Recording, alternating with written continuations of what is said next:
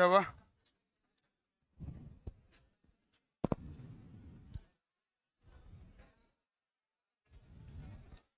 बैठो बैठो भाई बैठो। हमने ध्वनि तरंग पूरी पढ़ ली थी। इसके सवाल भी आपने कर लिए होंगे। किसी को कोई ध्वनि चैप्टर में डाउट है तो वो पूछ सकता है।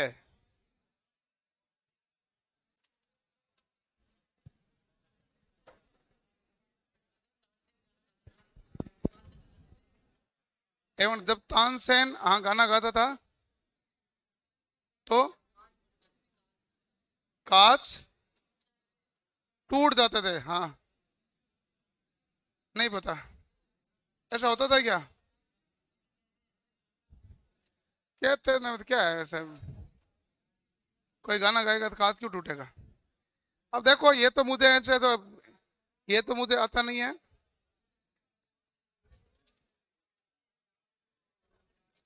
हैं?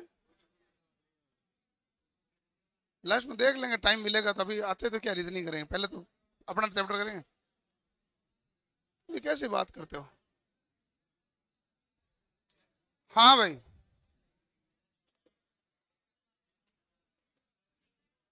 देखो कि किसी का ध्वनि चैप्टर में कोई भी डाउट है तो पूछ लो।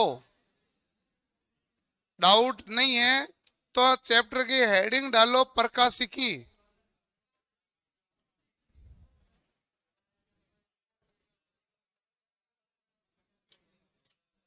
अल्पा कण और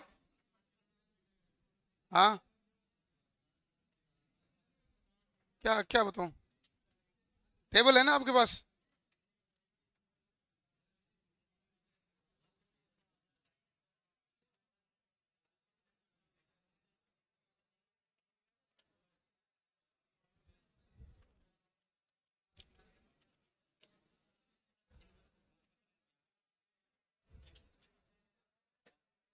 एक मिनट देखो, हमारे पास है जो सबसे ज्यादा तरंग दैर्घ्य इनकी है, ठीक है। अल्फा किरण जो हमारे पास है वो ये हमारे पास है अल्फा, ये हमारे पास है बीटा।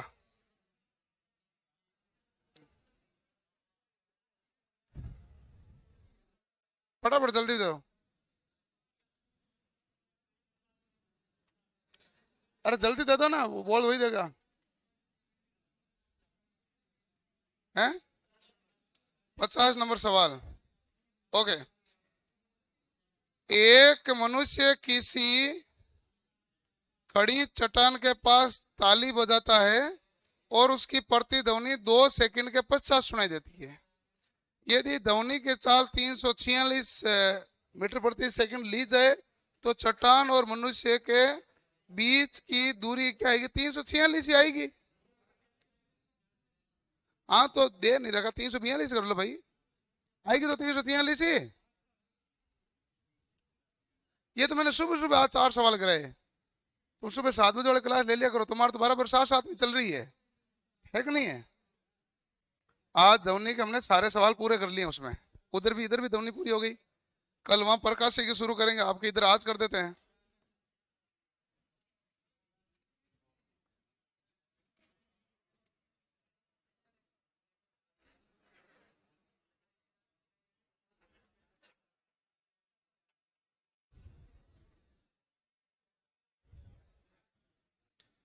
ऑप्टिक्स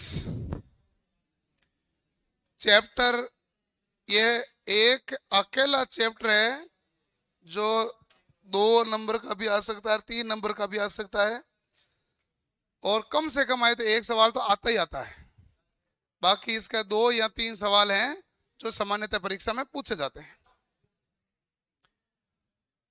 प्रकाशिक यानी ऑप्टिक्स, सब कुछ अब जो चलेगा इसी चैप्टर का अधीन चलेगा। प्रकाश के बारे में, दर्पण, लेंस, मानव नेत्र वगैरह सब कुछ इसी चैप्टर के अंतर्गत है प्रकाशिकी में। प्रकाशिकी में पहला कॉन्सेप्ट देखते हैं कि प्रकाशिकी कहते किसे हैं। तो हम कहते हैं जब प्रकाश किरण किसी वस्तु से टकरा के पुनः लौटती है तो हमारे आंखों में एक प्रतिबिंब बनता है, जिसके कारण हमें कोई वस्तु दिखाई देती है। और जब कोई वस्तु दिखाई दे उसे हमने क्या कहा, प्रकाश की। तो ये हमारे पास किसी वस्तु को देखने के लिए सहायक होती है। ये किसी वस्तु को देखने के लिए क्या है, सहायक।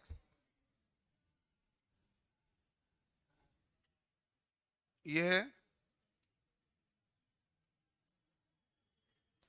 किसी वस्तु को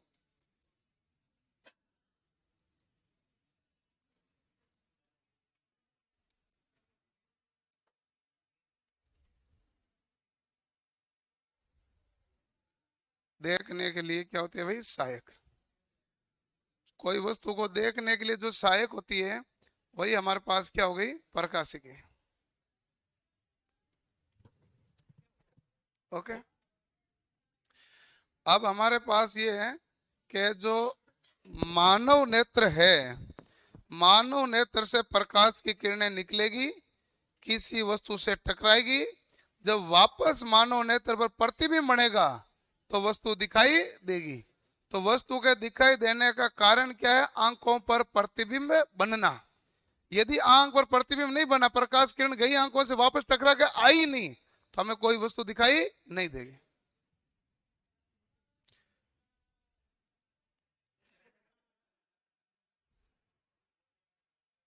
आंखों पर प्रतिबिंब बनने के कारण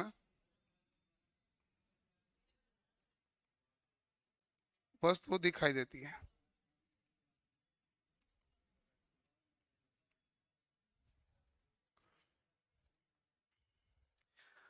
जो प्रकाश किरण है ये सूर्य से हमारे यहां तक आती है। तो सूर्य से हमारे यहां तक आती है तो ये किस प्रकार की तरंग है, तो आप कहेंगे प्रकाश तरंग एक विद्युत चुंबकीय तरंग है, यानी कि इसको गति के लिए माध्यम की आवश्यकता नहीं है।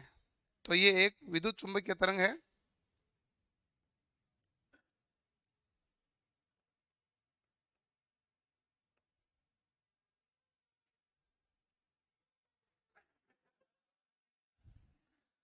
ये एक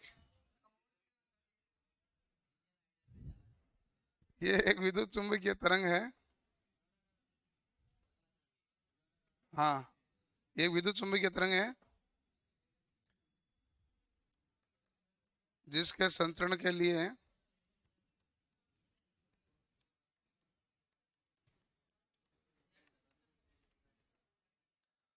माध्यम की आवश्यकता नहीं होती।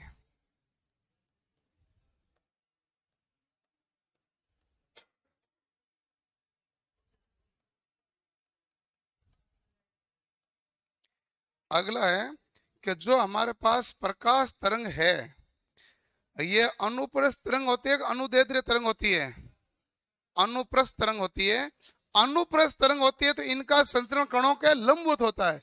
कणों के लंबवत होता है तो आंखों में जो प्रकाश गिरता है तो चुभता है, इसलिए हम लगाते हैं चश्मा। धूबड़ है जो कार्य करते हैं दूरबीन के, जो क्या करता है कि आंखों में चुभन को क्या करता है, कम। धूबड़ चश्मा ये तो कार्य करते हैं। पोलराइड कहते हैं ना, पोलराइड यानी दूरबीन के। प्रकाश तरंग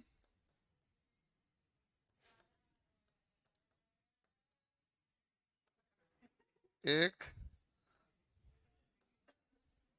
अनुप्रस्थ तरंग होती है।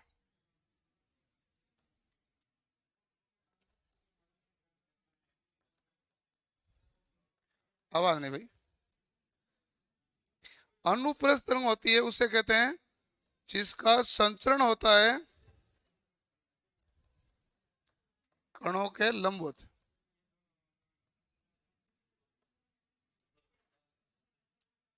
जिनका संचरण होता है वो कणों के लंबवत होता है। ठीक है ना। तो हमारे पास प्रकाश तरंग एक अनुप्रस्थ तरंग होती है जिनका संचरण कणों के लंबवत होता है।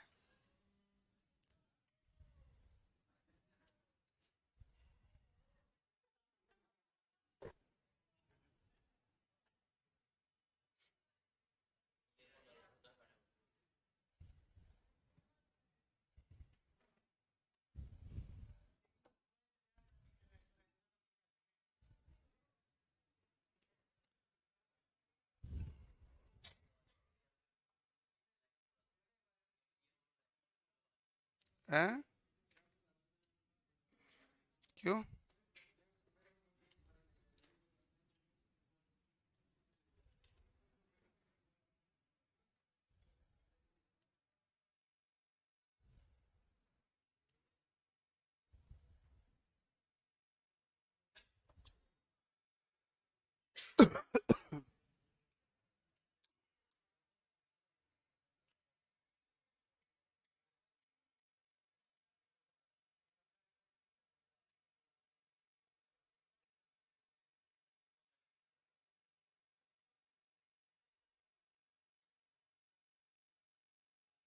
लिख लिया भाई।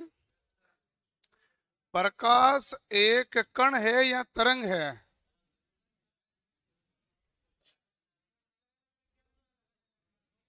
किसने क्या माना?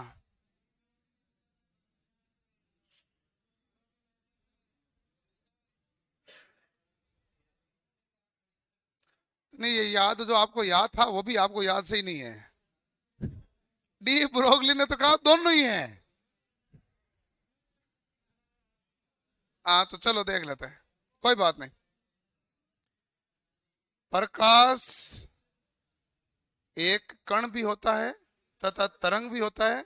इसे प्रकाश की दोहरी प्रकृति या द्वैत प्रकृति कहा जाता है। अब आवाज नहीं, आप साथ के साथ लिखते रहे। प्रकाश, कण व तरंग, प्रकाश में कण व तरंग दोनों गुणों से, दोनों के गुण से संचरण होता है।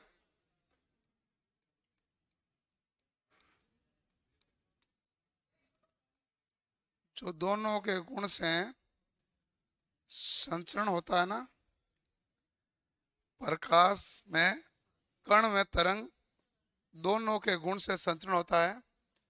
और जो दोनों के गुण से संचरण होता है इसे प्रकाश की कौन सी प्रकृति कहते हैं भाई?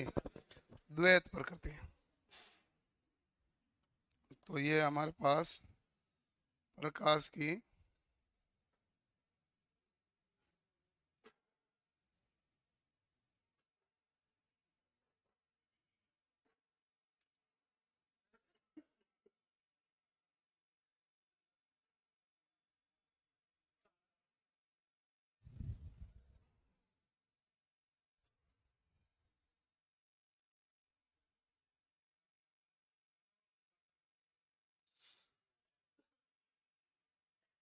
प्रकाश की हमारे पास द्वैत प्रकृति या दोहरी प्रकृति है। प्रकाश की दोहरी प्रकृति के बारे में जो सबसे पहले दोहरी प्रकृति की व्याख्या किसने की थी भाई? इसको डी ब्रोगली ने कहा था।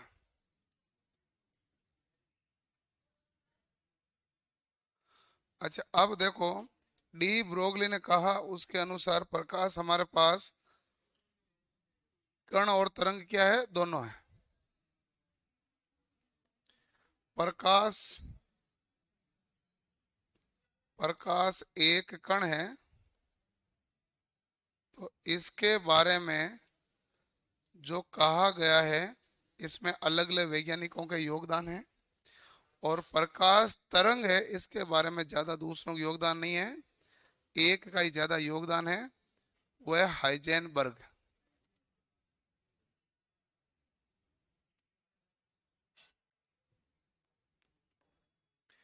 इसके बारे में किसने बताया था भाई? हाइजेनबर्ग द्वारा। आपने कभी 11वीं वगैरह में पढ़ा होगा हाइजेनबर्ग की अनिश्चितता का सिद्धांत, वो तरंगों के अध्यारोपण का ही था। ठीक है। और प्रकाश एक तरंग है जिसके कारण परावर्तन, जिसके कारण अपवर्तन, जिसके कारण व्यतिकरण,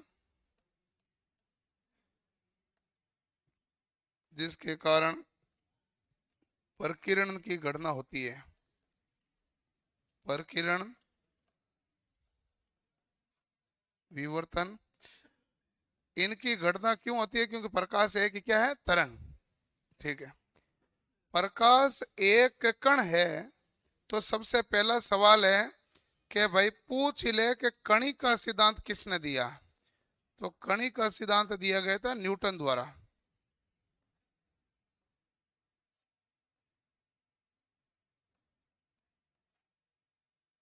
और प्रकाश के फोटोन प्रभाव की व्याख्या आइंस्टीन ने की थी, इसलिए आइंस्टीन को मिला था नोबेल पुरस्कार।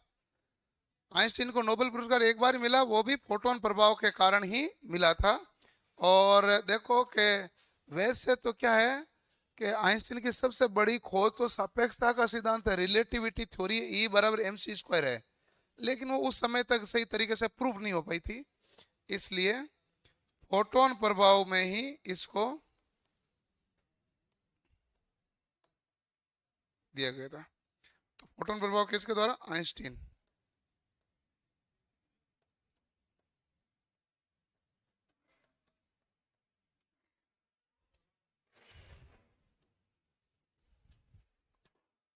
प्रकाश के कणिका सिद्धांत की खोज किसने की थी? न्यूटन द्वारा। फोटोन प्रभाव के बारे में किसने बताया था? आइंस्टीन द्वारा। प्रकाश हमारे पास एक कण है या एक तरंग है? तो ये दो अलग अलग है, तो प्रकाश एक तरंग भी हो गई, प्रकाश एक कण भी हो गया। प्रकाश कणों के पैकेट्स के रूप में संचरण करता है, जिसे हम क्या कहते हैं? फोटोन।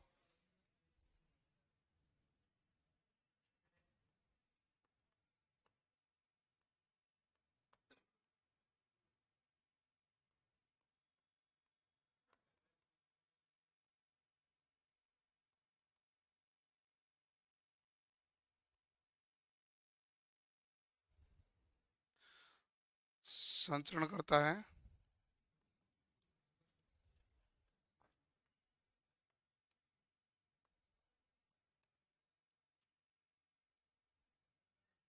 इसे फोटोन कहते हैं। और क्रॉम्पटन प्रभाव की व्याख्या हुई ना, वो भी कणिका सिद्धांत ही है, वो भी फोटोन के कारण ही हुई है, क्रॉम्पटन प्रभाव की। यह भी क्या बताता? प्रकाश एक क्या है? कण है। तो प्रकाश हमारे पास कण भी है, प्रकाश एक तरंग भी है, इससे प्रकाश की हमारे पास क्या कहते हैं भाई? द्वैत प्रकृति। कण और तरंग दोनों होना क्या कहलाएगी? प्रकाश की द्वैत प्रकृति।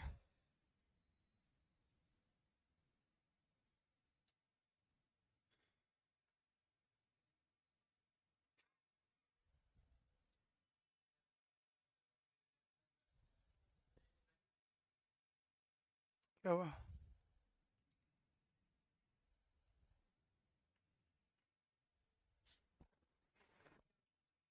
है व्यतिकरण हम पूरी डिटेल बताएंगे, हमने तो अपवर्तन भी नहीं बताया आपको, कुछ भी नहीं बताया ना, ये तो हमने कहा ये व्याख्या होती है, यही तो है चैप्टर, और है क्या चैप्टर में? इन्हीं को तो पढ़ के पूरा टाइम निकालेंगे। परावर्तन है काफी लंबा चौड़ा, थोड़ा अपवर्तन भी अच्छा खासा है ही, फिर व्यतिकरण पढ़ेंगे, विवर्तन पढ़ेंगे, ध्रुवण पढ़ेंगे, प्रकीर्णन पढ़ेंगे, यही तो प्रकाश का गुण है। हम सारे इन्हीं गुणों के बारे में तो अध्ययन करेंगे ना भाई पूरा। व्यतिकरण होगा कि समान फेज के अंतर्गत जब तरंग आती है, एक दूसरे ऊपर अध्यारोपित होती है तो संपोषी, विपरीत होती है तो विनाशी, जैसे तरंगों का जुड़ना और टूटना होता है। क्रॉम्पटन प्रभाव।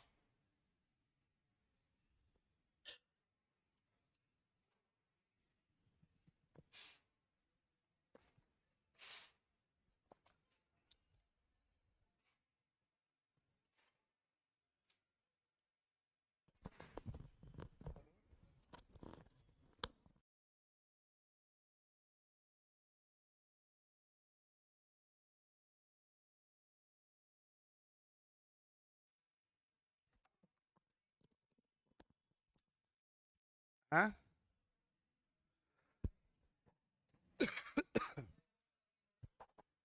हो गया?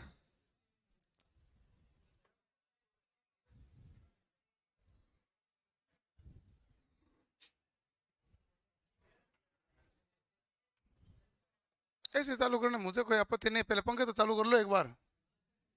ऐसा चालू करना ऐसा लगे इसीलिए मैं दबा दबा दूं, मेरे क्या, मेरे मत, आप दबा लो आपको चाहिए तो। मैं तो ये कहता हूं कि अभी देखो कि ज्यादा तो अभी गर्मी ऐसे लग रही है कि कई जने स्वेटर पहन के आए हैं और उनको गर्मी लग रही है, तो एक प्रमुख कारण है। दूसरा है कि अभी चल रहा है ट्रांजिशन टाइम। ट्रांजिशन टाइम में हमें पंखे से इनसे थोड़ा सा बचना चाहिए, क्योंकि वायरल होने का खतरा थोड़ा ज्यादा रहता है। तो ट्रांजिशन टाइम में थोड़ा बचाव रखना चाहिए। ये 5-7 दिन का ही फेज है जो ट्रांजिशन टाइम है। उसके बाद 7 महीने कन्फर्म है कि ये सब चलाने हैं। ये ट्रांजिशन टाइम में थोड़ा बच के रहना चाहिए। तो कहते हैं सर्दी आती है या जाती है तो बीमार होने का चांस ज्यादा होता है। ये ट्रांजिशन टाइम कहलाता है। लिख लिया? ओके, रुको भाई। अच्छा, अब देखो, अब दो, देखो इंपॉर्टेंट बात कि हमारे पास प्रकाश के गुण देखते हैं क्या क्या होते हैं।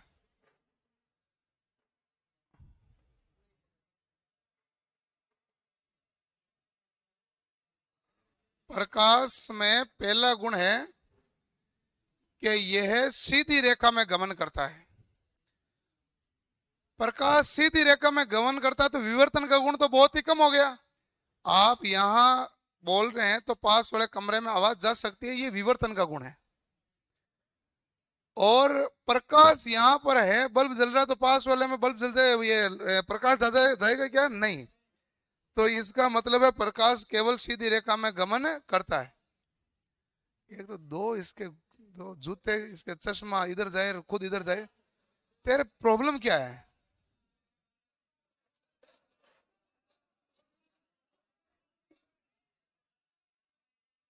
अभी रुक जाओ, अगली बार देखेंगे इसको। देखो, हाँ भाई, प्रकाश लिखिए, आपके लक्षण ऐसे ही हैं। मैं चुप कराना तो जान, तो लिखो प्रकाश सीधी रेखा में गमन करता है।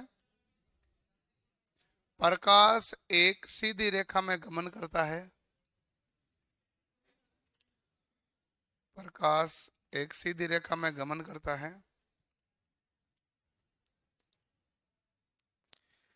निर्वात में प्रकाश की चाल अधिकतम होती है। अगला पॉइंट लिखो, निर्वात, अगला पॉइंट लिखो, निर्वात में प्रकाश की चाल अधिकतम होती है।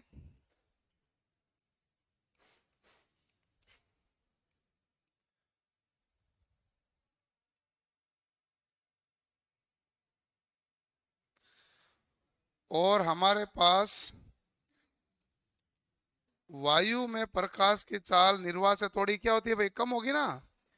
तो 2.9 × 10⁸ मीटर प्रति सेकंड कहते हैं, यानी 0.03% कम होती है।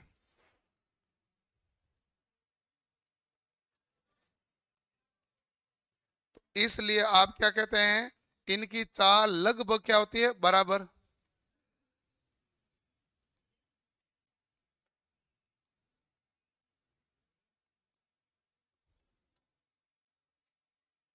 चाल लगभग क्या होती है? समान। जल में प्रकाश की चाल कितनी होती है भाई? 2.25 × 10⁸ मीटर प्रति सेकंड। और जल के बाद में हमारे पास है कांच में। कांच में चाल होती है 2 × 10⁸ मीटर प्रति सेकंड। तो ये हमारे पास प्रकाश की चाल है। सबसे ज्यादा चाल किस में होती है? निर्वात में। प्रकाश कैसी तरंग है? अनुप्रस्थ तरंग है। इसके संचरण के लिए माध्यम की आवश्यकता नहीं होती। जिसके लिए माध्यम नहीं चाहिए वो हमारे पास कौन सी तरंगें कहलाती है? विद्युत चुंबकीय तरंगें कहलाती है। अनुप्रस्थ तरंग एक यांत्रिक तरंग है, लेकिन प्रकाश तरंग यांत्रिक तरंग, प्रकाश तरंग यांत्रिक तरंग नहीं है। निर्वात माध्यम कैसे बनाते हैं? निर्वात ऐसे है कि आपने इंजेक्शन लगाने वाली सुई देखी ना, और तो उसको खाली कर दो, फिर ऊपर सामने अंगूठा लगाओ, फिर इसको जोर से खींचो, जो बीच में जो भाग बनेगा उसमें कोई वायु आएगी क्या? नहीं। तो वही क्या कहलाता है? निर्वात। जैसे आप छोड़ोगे तो एकदम से वायु जाएगी कि नहीं जाएगी? बहुत तेज गति से वायु जाएगी तो आवाज आएगी। तो ये इसीलिए आती है क्योंकि उसमें भी बूम बढ़ने लगता है, साउंड बूम। क्योंकि ध्वनि का वेग क्या हो जाता है? ज्यादा। जब ध्वनि का वेग अपने नॉर्मल वेग से क्या हो जाता है? ज्यादा हो जाता है, तो क्या बनेगा? Sound boom.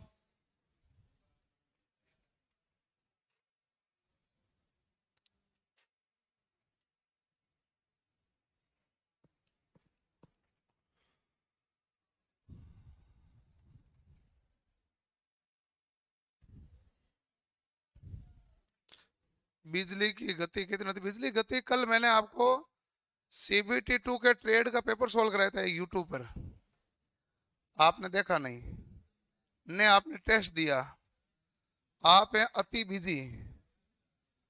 ऐसा है कि अभी जो मैं CBT 2 के टेस्ट लेता हूँ ना ऐप के अंदर, वो सभी के लिए टेस्ट होते हैं, यूट्यूब पर उनके सॉल्यूशन कराता हूँ, ये बेसिक नेचर पे हैं।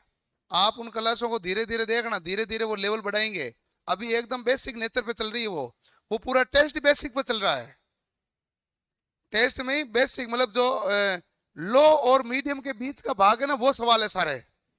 थोड़े दिन में धीरे धीरे धीरे धीरे धीरे धीरे लेवल बढ़ेगा, ताकि आपको धीरे धीरे लेवल बढ़ाते हुए साथ में ले जाए। लेकिन तुम तो पहले से पीछे रह रहे हो, साथ में चलना ही नहीं चाह रहे। जबकि कल वाला क्लास देख लेना, कल वाली क्लास में ऐसा नहीं है कि कोई लेवल हमने हाई लिया था, कोई मीडियम लिया था, हमने लो से मीडियम के बीच में लिया था, ताकि आपको उस लेवल से लेते हुए आगे बढ़े। वो वैसा पीरियड होता है, ऐसा टाइम होता है। इसलिए ध्यान से टेस्ट दिया करो, क्लास लिया करो, पढ़ा करो।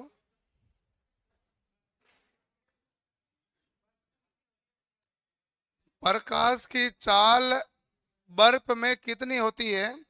जैसे बर्फ आएगा तो उसकी चाल हमारे पास क्या हो जाएगी? कम। बर्फ हो जाती है ठोस में तो चाल बिल्कुल ही नहीं है। तो बर्फ को आर पार करेगी कि नहीं करेगी? तो वो जो करती है वो किसके कारण करती है? उनमें छोटे छोटे छिद्र रह जाते हैं, उसके कारण करती है। बाकी ये हमारे पास बर्फ के अंदर गति कर पाएगी क्या? नहीं। क्लियर? तो प्रकाश के गुण हो गए। अगला हमारे पास है सूर्य। हमारे पास प्रदीप्त है कि अदीप्त है? चलो एक ना अपन इसके बारे में नहीं पढ़ते हैं, एक देखते हैं सूर्य ग्रहण और एक है चंद्र ग्रहण। मैं बना देता हूं आराम से, आप कंफ्यूज मत हो।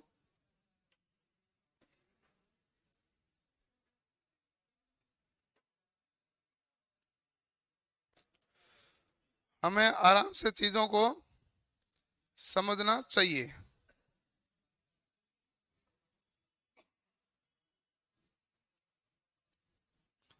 ये हमारे पास सूर्य है,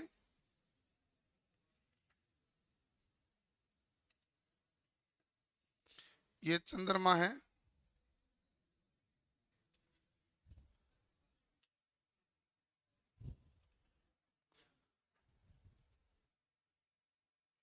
ये हमारे पास है पृथ्वी। ठीक है? तो सूर्य से प्रकाश की किरणें गिरती है तो कहां जाती है भाई? पृथ्वी पर आती है। ठीक है? सूर्य से प्रकाश की किरणें गिरती है तो हमारे पास इस प्रकार से पृथ्वी पर आ रही है।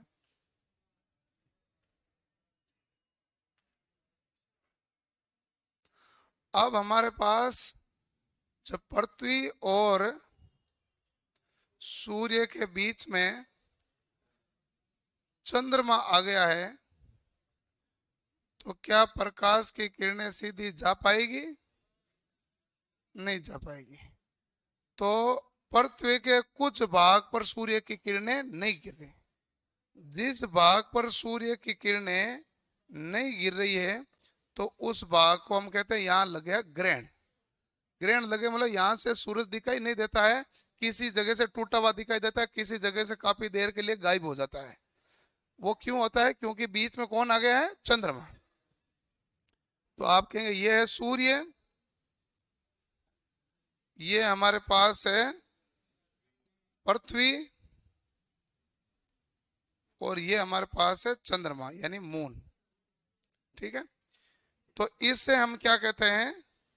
तो इसे हम कहते हैं सूर्य ग्रहण। सूर्य सीधा पृथ्वी पर गिर रहा है कि नहीं गिर रहा? नहीं गिर रहा। जब सीधा नहीं गिर रहा तो ये हमारे पास कौन सा ग्रहण कहलाएगा? सूर्य ग्रहण। इसमें तो कोई दिक्कत है नहीं, समझ में आ गया होगा लॉजिक। तो सूर्य ग्रहण में क्या कहोगे? सूर्य तथा पृथ्वी के बीच में चंद्रमा आ जाता है, तो उस ग्रहण को हम क्या कहते हैं? सूर्य ग्रहण। ठीक है? एक हमारे पास बोल ले एक बार जो बोलना है। अगला हमारे पास है चंद्र ग्रहण के बारे में।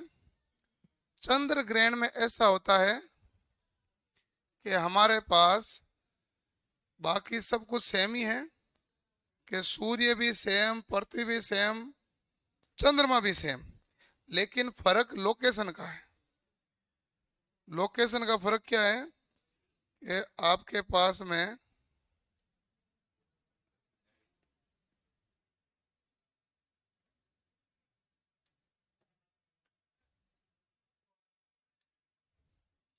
ये जो आपके पास चंद्रमा है इस तरफ चला जाता है। चंद्रमा इस तरफ चला जाता है तो आप कहेंगे यहां तक तो कोई दिक्कत आई नहीं। क्यों दिक्कत नहीं है? क्योंकि हमारे पास तो जो किरणें इस प्रकार आनी चाहिए थी, सूरज की तो सीधी सीधी आ ही रही थी। अब हम ये कहते हैं कि यहां से हमारे पास जो प्रकाश की किरणें हैं वो चंद्रमा पर नहीं जा पा रही है। चंद्रमा पर जा पा रही है क्या? नहीं, चंद्रमा पर नहीं जा पा रही है। तो चंद्रमा हमारे पास पृथ्वी से दिखाई देगा कि नहीं देगा? नहीं। क्यों दिखाई देगा? ये रही पृथ्वी, ये रहा चंद्रमा, देखो ना, बीच में कोई आ थोड़ी रहा है, बीच में कोई नहीं आ रहा। तो देखो, इससे एक कॉन्सेप्ट निकलेगा कि चंद्रमा खुद प्रकाश उत्पन्न नहीं करता। चंद्रमा तभी चमकता है जब सूर्य की किरणें चंद्रमा पर गिरती है। अतः चंद्रमा हमारे पास है अदीप्त और सूर्य हमारे पास क्या है? प्रदीप्त। तो हमारे पास दो कॉन्सेप्ट आएगा, एक आएगा प्रदीप्त। तो प्रदीप्त कौन है? तो आप कहेंगे सूर्य है जो प्रदीप्त है। और कौन प्रदीप्त है? बल्ब जो होता है वो भी हमारे पास क्या है? प्रदीप्त। एक आपके आता है कॉन्सेप्ट अदीप्त। बताइए अदीप्त कौन सा है? चंद्रमा क्या है? अदीप्त। रेडियम प्लेट जो लगाते हैं वो हमारे पास क्या होती है? अदीप्त। रेडियम प्लेट पर प्रकाश की किरणें गिरेगी तभी तो चमकेगा, वो खुद प्रकाश थोड़ी उत्पन्न करेगा। जब प्रकाश की किरण गिरेगी तभी चमकेगा। जुगनू क्या है? जुगनू है प्रदीप्त। जुगनू है जो जैविक प्रदीप्त है। जैविक प्रदीप्त है ऐसा जैविक जीव जो प्रकाश उत्पन्न करता है, वो क्या कहलाता है? जुगनू। जुगनू है, जैविक प्रदीप्त है। तो ये भी एक प्रदीप्त है। और सूर्य प्रदीप्त है, बल्ब प्रदीप्त है, चंद्रमा, रेडियम प्लेट या कोई भी परावर्तक सतह, वो सारी हमारे पास क्या होती है? अदीप्त। अब ये तो मुझे प्रदीप्त और अदीप्त बताना था तो मैंने सारी कहानी लगा के पूरी बताई, लेकिन इसको कहानी बताई दी तो एक चीज और करते हैं कि ये हमारे पास कौन सा ग्रहण है? चंद्र ग्रहण। तो चंद्र ग्रहण कब होता है भाई? अमावस्या में होता है कि पूर्णिमा में होता है? चांद कब दिखाई नहीं देता? अमावस्या में, पूर्णिमा में? अमावस्या में तो दिखाई नहीं देता, तो ग्रहण लगा पता किसको चला? अमावस्या में तो वैसे भी नहीं दिखता। अमावस्या में तो वैसे भी नहीं दिखता। पूर्णिमा में चांद दिखता पूरा, उसमें थोड़ा सा कटा हुआ हम कहते हैं ग्रहण है भाई। अमावस्या में तो वैसे भी नहीं दिखता। अमावस्या की रात तो काली रात होती है, तो उसमें वैसे भी नहीं दिखता, तो उसमें ग्रहण का कोई लेना देना है नहीं। तो ये हमारे पास कब है? चंद्र ग्रहण कब लगेगा? पूर्णिमा को। और ये जब ग्रहण पूर्णिमा को है तो ये ग्रहण हमारे पास अमावस्या को।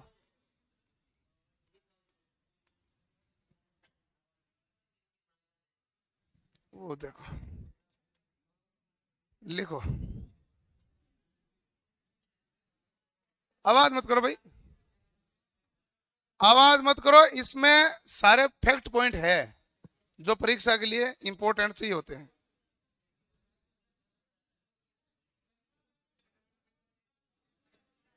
क्या? कौन?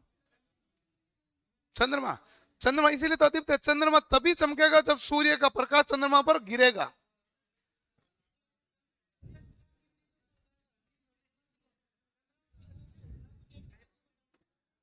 किसी भी चीज को चमकने का कारण होता है कि उसकी सतह में कुछ परावर्तन का गुणांक है।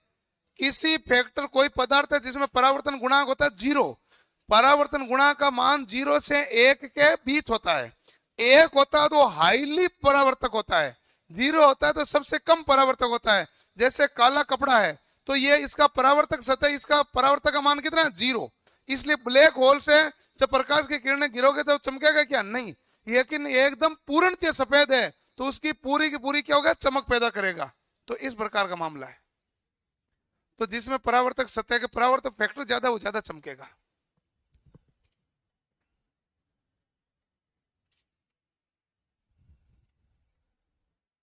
बिजली की गति कितने? अरे बिजली की गति 3 × 10⁸ कल मैंने जो कराया था उसमें ऑप्शन के हिसाब से 2.8 आया था। 2.8 × 10⁸मीटर प्रति सेकंड। 3 वाला तो ऑप्शन था नहीं ना कोई।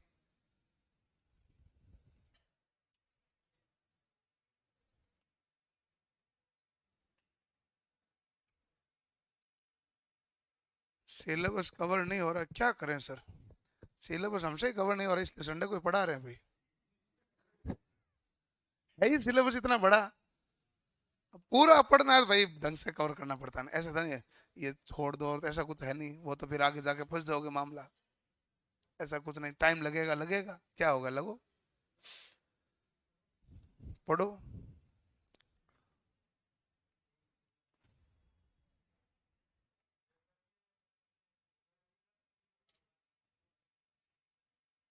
क्या कह रहा है?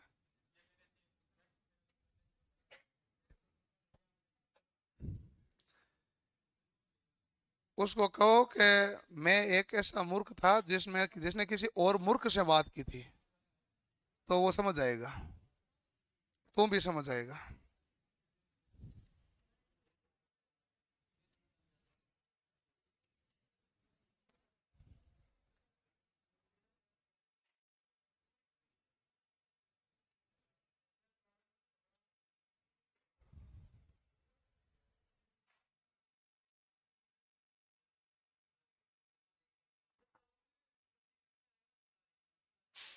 तारे प्रदीप्त हैं, तारे खुद चमक रहे हैं।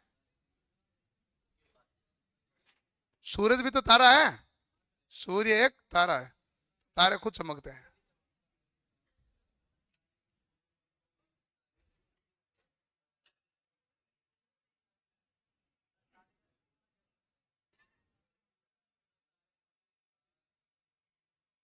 क्या कह रहा है भाई? सूर्य खुद एक तारा है। जैसे मान लो तुझे मैं पूछूं कि तू है ना मनुष्य से बड़ा है छोटा है, अब इसका उत्तर तू क्या देगा? तू कहेगा सर मैं तो खुद मनुष्य हूँ, कुछ छोटे हैं कुछ बड़े हैं। तो सूर्य खुद एक तारा है, कुछ तारे उसे बड़े हैं कुछ उसे छोटे हैं। क्या कह रहे हो?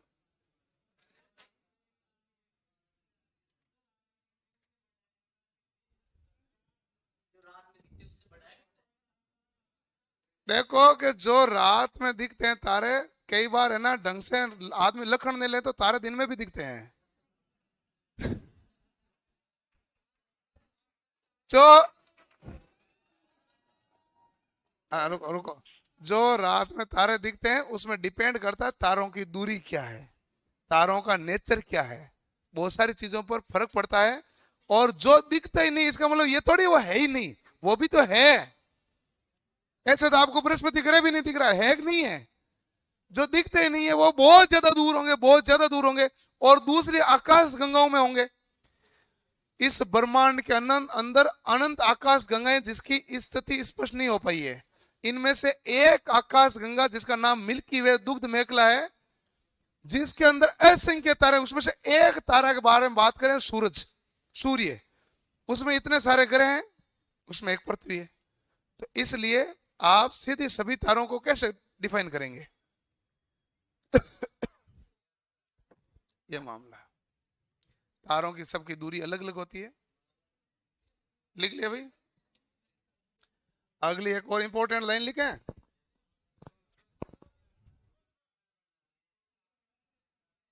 बना लो चित्र, जल्दी बनाओ भाई।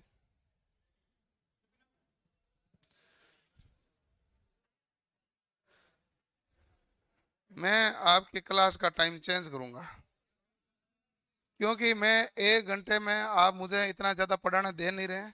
मैं ऐसा टाइम करूंगा, मेरा 3 घंटा टाइम निकालूंगा, फिर आपको बोलूंगा आओ।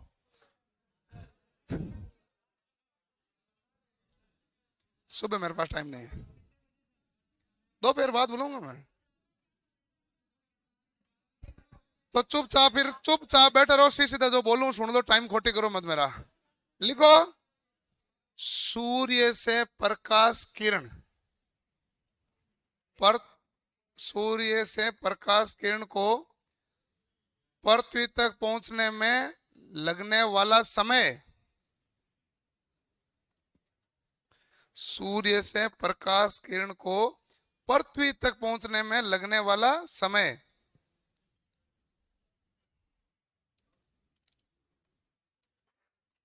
सूर्य से पृथ्वी आती है, तो आप सूर्य से प्रकाश किरण पृथ्वी तक आता है, तो हमें समय क्या लगता है भाई? लगभग 500 सेकंड, लगभग 500 सेकंड।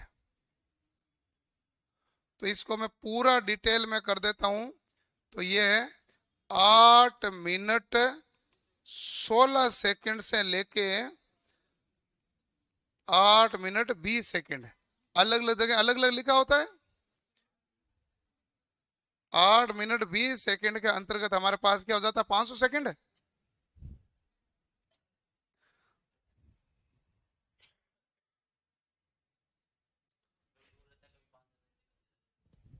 लगभग ये है। आपको परीक्षा में उत्तर देने में कोई टेंशन नहीं आएगी, बात पूरी हो चुकी है।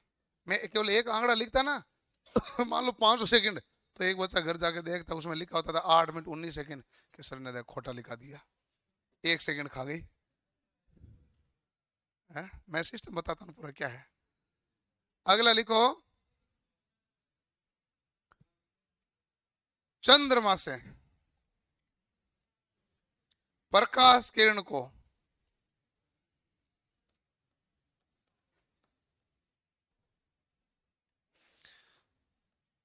पृथ्वी तक पहुंचने में लगा समय,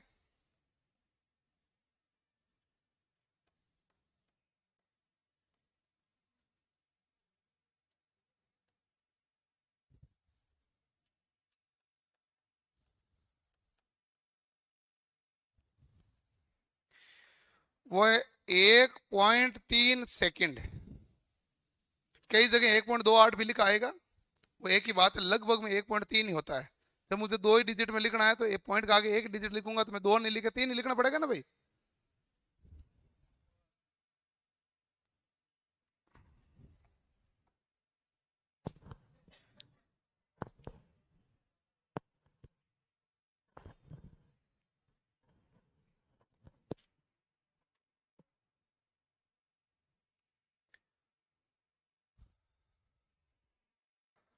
हो गया।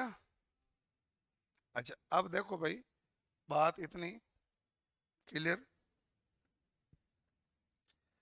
कि 1.3 सेकंड का मतलब क्या है? 1 मिनट 30 सेकंड है, क्या है?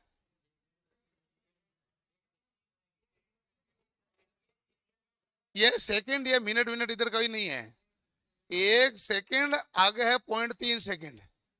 ऐसा नहीं है कि कोई आप बैठे बैठे ये समझे 1 मिनट 3 सेकंड है।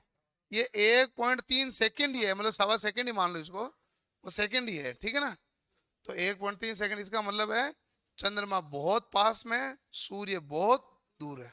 500 सेकंड का समय लग रहा है, और 500 सेकंड समय वहां से लग रहा है, जबकि 1 सेकंड में 3 लाख किलोमीटर चलता है। 1 सेकंड में 3 लाख किलोमीटर चलता है, फिर भी कितने सेकंड लग रहे हैं? 500।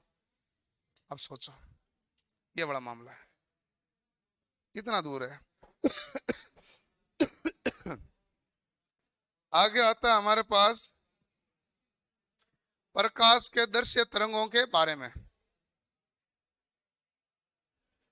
क्या हो भाई तुम?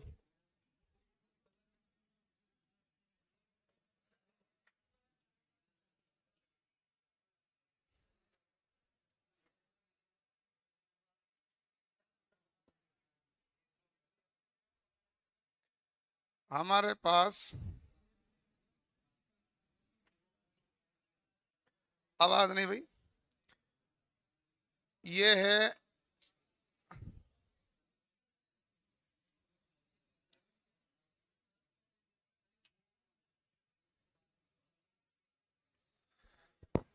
आवाज नहीं भाई, आप साथ के साथ बना लो। यहां से यहां तक जो तरंग है ना,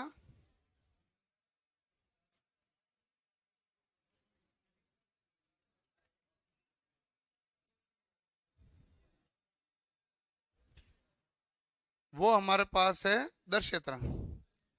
क्लियर? दर्श्य तरंग यानी वह तरंग जिसके कारण हमें कोई वस्तु दिखाई देती है, तो उस तरंग को हम क्या कहेंगे? दर्श्य तरंग। ठीक है। दर्श्य तरंग होती है जो हमारे पास लगभग 3800 एंगस्ट्रॉम से शुरू होती है और 7850 एंगस्ट्रॉम तक चलती है। तो मैं इसको 7800 एंगस्ट्रॉम तक लिखता हूं, क्योंकि लगभग मान सेम ही होता है। कई जगह 7600 आएगा, कई जगह 3900 लिखेगा। और एक परीक्षा में सवाल आया तो उन्होंने लिखा था 4000 से 7000, और ऑप्शन था ही नहीं कोई। उसके हिसाब से, ऑप्शन के हिसाब से सही करना है। 3800 से 7800 ध्यान रखना। सारे ऑप्शन कैसे भी आए वो सारे सही हो जाते हैं, क्योंकि कोई भी कलर एकदम से शुरू नहीं होगा ना, धीरे धीरे फेड होता हुआ गहरा कलर आएगा। इसलिए वो जो टाइम होता है जिसके कारण तरंग दैर्ध्य का मान थोड़ा बहुत ऊपर नीचे रहता है। हमारे पास जो दृश्य तरंगों का कलर का नाम है वो है विबग्योर। वो नाम क्या है भाई? विबग्योर। वी मतलब हमारे पास क्या होता है भाई?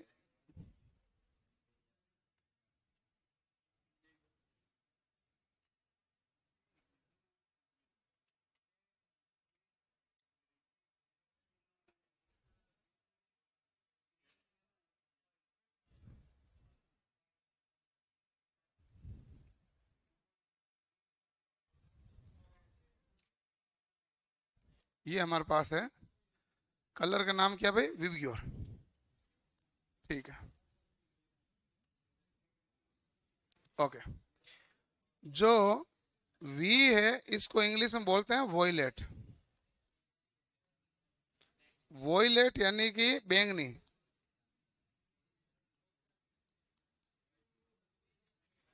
वोयलेट यानी बैंगनी। ठीक है। अगला है आई। आई होता है इंडिगो। इंडिगो हमारे पास कौन सा कलर है? जामुनी।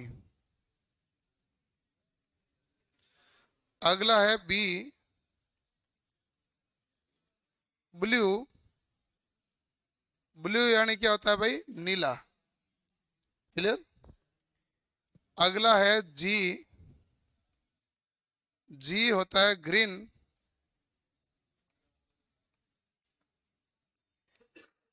ग्रीन यानी क्या होता है भाई? ग्रीन यानी हरा। ठीक है। अगला होता है वाई। वाई यानी येलो। येलो यानी पीला। येलो यानी क्या हो गया भाई हमारे पास कलर का नाम? पीला। और आगे है ओ। ओ है ऑरेंज। ऑरेंज को हम क्या कहते हैं भाई? नारंगी। और आर है रेड। रेड होता है लाल। इसलिए आप जब कई बार हिंदी में नाम याद करते हैं तो ये होता है बे जा नी है पीनाला। यही है। तो आप ऐसे याद करते हैं। मेरे हिसाब से आपको थोड़ा सा ठीक समझ बनेगी तो विव की और नाम सबसे आसान होता है, छोटा होता है। और बस इसके लिए आपको इंग्लिश की मीनिंग पता होनी चाहिए। नहीं वी वी वी करके क्या जाओगे? वी वोयलेट होता है जिसका अर्थ बैंगनी होता है, ये आपको पता है। तो विव की और नाम है जो सबसे आसानी से याद होता है। और ये हमारे पास तरंगे कौन सी है? दृश्य। तो इससे पहले वाली तरंगे हैं जो हमारे पास अदृश्य तरंगे हैं। अदृश्य तरंगों का मतलब है जो तरंगे हमें दिखती नहीं है। तो जो तरंगे हमारे पास नहीं दिखती है, तो वोयलेट से पहले जो तरंगे आएगी वो कहलाएगी अल्ट्रा वोयलेट। वोयलेट की तरफ ही क्या होगा भाई? अल्ट्रा वोयलेट। यानी कि बैंगनी की तरफ ही क्या मिलेगा हमें? परा बैंगनी। तो परा बैंगनी किरणें भी हमारे पास कौन सी होती है? अदृश्य। अदृश्य तरंगे होती है। ये भी हमारे पास क्या है? अल्ट्रा वोयलेट। वोयलेट की तरफ क्या है? अल्ट्रा वोयलेट। और ये है हमारे पास रेड। और रेड की तरफ जो होता है वो इंफ्रा रेड है। तो इसलिए भूलेंगे नहीं आप, ध्यान रखना इंग्लिश। रेड की तरफ ही क्या है? Infra red. और वोयलेट की तरफ ही क्या है? अल्ट्रा वोयलेट। तो इसलिए पूछे कि भाई 38 एंगस्ट्रॉम से कम वाली तरंगे कौन सी है, तो आप क्या कहेंगे? परा बैंगनी। और पूछा 7800 से ज्यादा वाली कौन सी है? Infra red. इंफ्रा रेड को हिंदी में कहते हैं अवरक्त। अवरक्त। और अवरक्त किरणें होती है ना, ये भी अदृश्य तरंगे ही होती है। ये अभिविज्ञोर का नाम ध्यान रखना, ये प्रकीर्ण में भी काम आएगा, इंद्रधनुष में भी काम आएगा, वर्ण विक्षेपण में काम आएगा, सब जगह यही क्रम चलेगा। तो हमारे पास वर्ण विक्षेपण हो चाहे इंद्रधनुष हो, सब जगह यही चलेगा जो हमारे पास विभिज्ञोर है, जिसमें प्रकाश के तरंग का रंग क्या हो जाएगा भाई,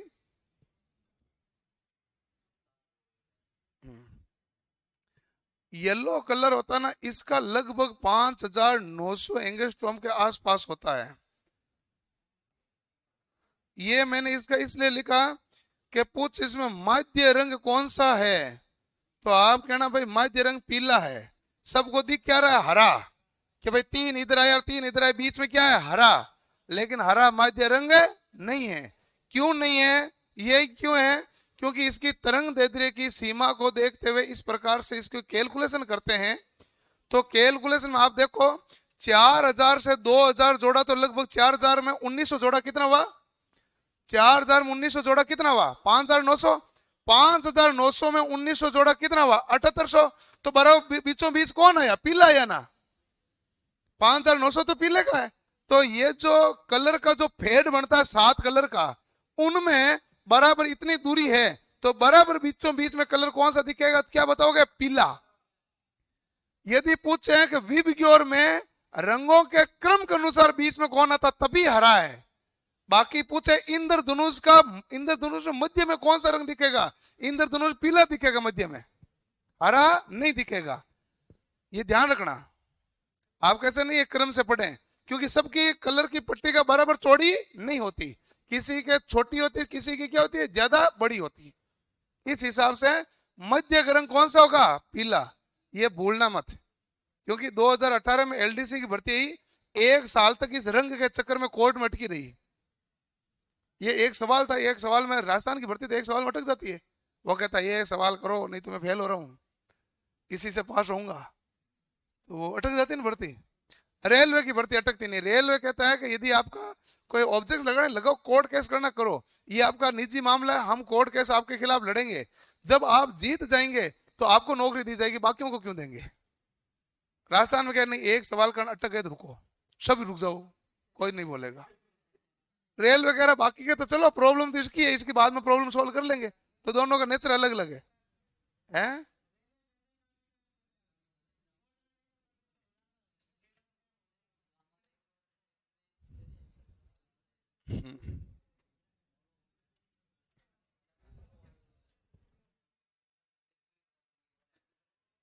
जिसकी आवृत्ति ज्यादा होती है उसकी तरंग दैर्ध्य कम होती है, और जिसका तरंग दैर्ध्य कम होता है वो किस में आती है, अल्ट्रा में। जिसका तरंग दैर्ध्य ज्यादा होता है वो कौन में आते हैं, इंफ्रा में।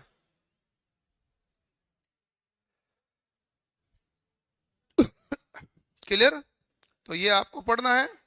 और एक इंपॉर्टेंट सूचना, सूचना तो क्या आपके पास है ही, लेकिन मैं फिर भी आज आपको देता हूँ, ऐसा सामान्यतः मैं देता नहीं हूँ आपको इतने टाइम से। ये बैच है जो 21 तारीख से शुरू हो रहा है, आपका कोई भी जानकार है तो उनको बता देना कि 21 तारीख से सुबह 8 बजे से नया बैच है जो एलपी और टेक्नीशियन दोनों के लिए लगेगा।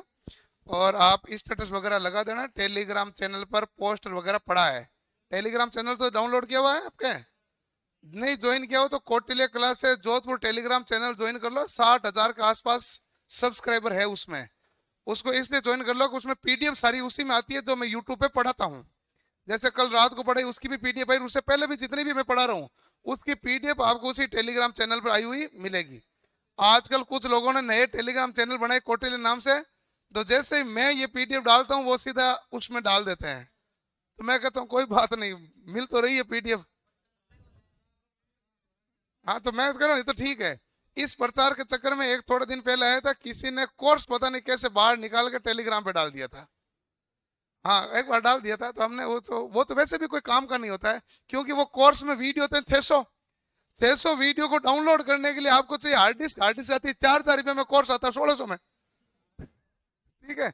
अच्छा उसके बाद है जो वीडियो सारे सीक्वेंस में नहीं होते हैं, वीडियो और पीडीएफ आती है ऊपर नीचे, फिर बंदा इसको सीक्वेंस करे पढ़े, तो इसलिए वो कोई काम का तो होता नहीं है। टेलीग्राम चैनल पे आके ऐसा लगता है कि आगे आगे आगे कोई जो 20,000 40,000 के कोर्स होते थे ना, उनमें क्या है लोग हार्ड डिस्क खरीद लेते थे, 4,000 में आती थी।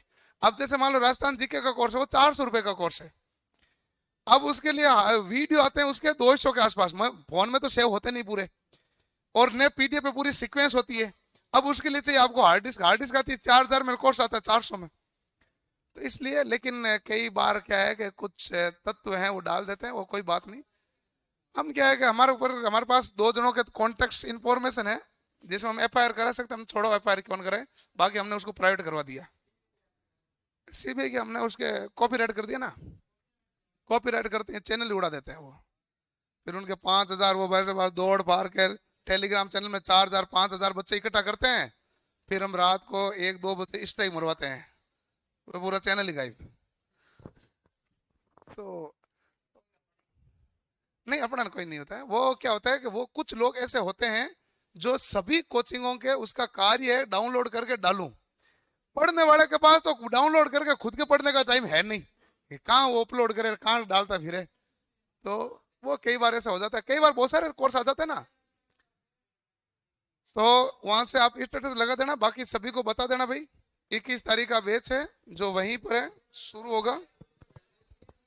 ग्रुप में आप वो पोस्ट शेयर कर लेना, आपके खुद के जो ग्रुप हैं उसमें शेयर कर देना, ठीक है। 1 मिनट, डिस्काउंट में आपको मैं हूं मतलब मैं पढ़ा रहा हूं। अब मेरे से क्या है कि देखो ऐसा है मामला सीधा सीधा कि मैं मार्केटिंग मार्केटिंग इतनी नहीं करता, नहीं इतना मेरे से ध्यान दिया जाता, मैं आपको रियल बताऊं मेरा। तो इसलिए आपको भर्ती आने के बावजूद मेरे अखबार में कभी कोई ऐड नहीं आया। भर्ती था अभी अखबार में कोई ऐड थोड़ी ना आया, न कोई मैं ऐसे कोई पढ़ने बांटने वाले रखता हूँ, मेरे से ध्यान रखा नहीं जाता क्योंकि मैं खुद पूरे टाइम पढ़ाता रहता हूँ। तो मैं जिस काम में ठीक हूँ वो काम ठीक कर लेता हूँ, तो इसलिए बाकी की चीजें करने की ज्यादा आवश्यकता पड़ती नहीं है। इसलिए मैं कहता हूँ कि बाकी सबके पास इंफॉर्मेशन होनी चाहिए कि बेस शुरू